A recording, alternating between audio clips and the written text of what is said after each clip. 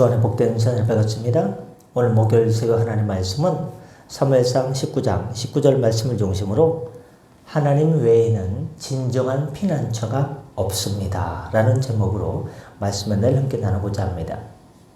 방금 읽은 사무엘상 19장 19절에 보니까 어떤 사람이 사울에게 전하여 이르되 다윗이 라마나요스에 있더이다 라고 전하였습니다. 그러자 사울왕은 다윗을 잡으려고 군사들을 3차례나 보내게 되었고 나중에는 직접 자신이 거기까지 쫓아갔습니다. 어디까지요? 라마나요까지. 다윗이 라마의 사무엘에게 찾아간 것은 신앙적인 행동이었지만 그 장소 자체는 영원한 도피처가 될 수 없었습니다. 물론 다윗은 하나님의 역사하심으로 말미암아 사울의 손에서 벗어날 수 있었습니다. 그러나 분명한 것은 아무리 하나님의 사람인 사무엘이라 할지라도 다윗을 완전히 보호할 수 있느냐? 아무리 하나님의 사람 사무엘이라도 다윗을 완전히 보호할 수는 없었습니다. 여기서 우리는 세상 어디에도 원수의 추격을 완전히 피할 곳은 없다라는 것을 알 수 있습니다. 근데 여기서 우리가 생각해야 될 것은 피난처라고 하는 것은 장소의 문제가 아니라 하나님께 대한 성도의 신앙의 문제라는 것입니다. 사람들은 환난을 피해서 이리저리 어느 곳으로 피할까? 이것이 괜찮을까? 이것이 괜찮을까? 피할 곳을 찾아 헤맵니다. 그러나 믿음이 없으면 세상 어디에서도 평안을 누리지 못합니다. 외적인 환난은 인간적 방법으로 피할 수 있을지 몰라도 마음속에 심령에 찾아오는 영혼의 환난, 여러분 살면서 우리가 느끼는 사건 속에서 생활 속에서 느끼는 환난이 아니라 우리의 속에서 우리의 내적인 영혼의 환난, 이 영혼의 환난에 대해서 어떻게 생각하십니까? 이 영혼에 대한 환난은 하나님께 대한 믿음 없이는 피할 수 없다라는 것입니다. 즉 믿음이 영혼이 피난처가 되는 것입니다. 피난처가 없는 영혼은 어디를 가도 천국이 아니라 지옥입니다. 다시 말씀드리면 피난처가 없는 영혼은 어디를 가도 지옥입니다. 그러나 하나님께 피하는 자는 어디를 가도 천국이 됩니다. 초막이나 궁궐이나 깊은 산속이나 저 바닷가나 아니면 섬이나 도시 다운타운이나 아니면 저 시골이는 어딜 가든 하나님을 나의 아버지로 믿는 그 믿음이 있으면 장소가 문제가 아니라 어딜 가든지 그 믿음 하나로 믿는 자에게는 천국이 도래합니다. 하나님께 우리는 영혼의 닻을 내리고 하나님을 환난의 때에 피할 거처로 삼는 영혼은 어디에서도 평안을 누릴 수 있다는 것입니다. 비록 몸이 아플지라도 소망 중에 주님을 바라보게 되는 것이죠. 그럼 그 찬송가가 바로 몇 장입니까? 피난처가 되시는 하나님을 찬양한 찬송은 70장입니다. 이는 시편 46편을 배경으로 하여 무명의 작시자가 지은 것으로 피난처, 인생의 피난처, 나의 피난처가 되신 하나님을 묵상하도록 많은 영감을 주는 찬송이라 하겠습니다. 그 가사를 한번 제가 조금만 읽어볼 테니까 들어보시길 바랍니다. 피난처 있으니 환난을 당한 자 이리 오라. 땅들이 변하고 물결이 일어나 산 위에 넘치되 두렵지 않네. 이방이 떠들고 나라들 모여서 진동하나 우리 주 목소리 한번 바라시면 천하의 모든 것 망하겠네.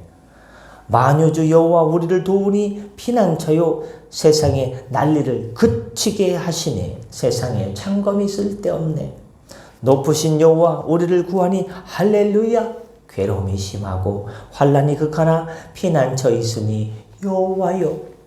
20찬송가 70장은요 시편 46편을 배경으로 무명의 바로 작시자가 지은 찬송이 70장인 것입니다.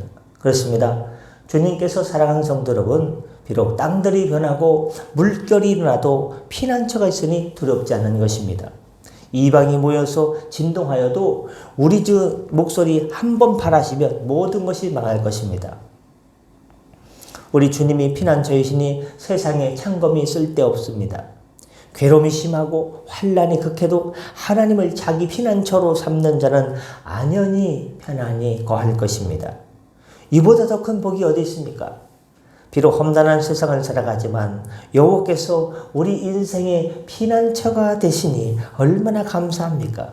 그러므로 성도 여러분, 세상의 불신자들이 아우성치며 두려워해도 여호와를 피난처로 삼아 우리 영혼의 피난처 주님께서 우리를 지켜주신다는 그 믿음 가지고, 주님께서 우리의 어떤 상황 가운데서 임마누엘 하나님께서 하나님으로 우리와 함께 하신다는 그 믿음으로 영혼의 닻을 주님께 내리고, 배가 있으면 있지 않습니까?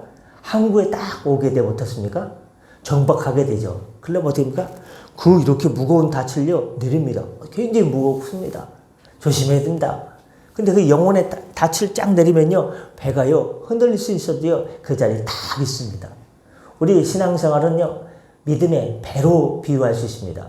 이 배를요 어디다가 정박해야 됩니까? 세상 바벨론이 아니라, 음료 바벨론이 아니라 바로 주님 품 안에 그 믿음의 영혼의 닻을 그 믿음의 항구에 딱 정박하시면 주님께서 돌보셔서 어떤 태풍, 어떤 폭풍, 어떤 폭풍우가 쏟아진다 할지라도 주님께서 믿음의 항구에 딱 정복해 주셔서 주님 품에 품어주시고, 주 품에 우리 인생길 험난하고 고단하고 생각지 못한 일이 있고 빨리 일이 해결되지 않는다 할지라도 주님께서 잘한다, 고생했다, 힘들었지, 수고했다 등을 두드려주시며 그 처한 그 환경 가운데 주님께서 건져주시고 일으켜주시는 바로 피난처의 삶을, 주님 돌보심의 삶을, 궁일의 삶을 누리게 될 줄로 믿습니다. 기도하겠습니다. 은혜 주님, 오늘 목요일 새벽 하나님 외에는 진정한 피난처가 없습니다. 영혼의 환난은 하나님께 대한 믿음 없이는 피할 수 없다는 말씀을 묵상했습니다.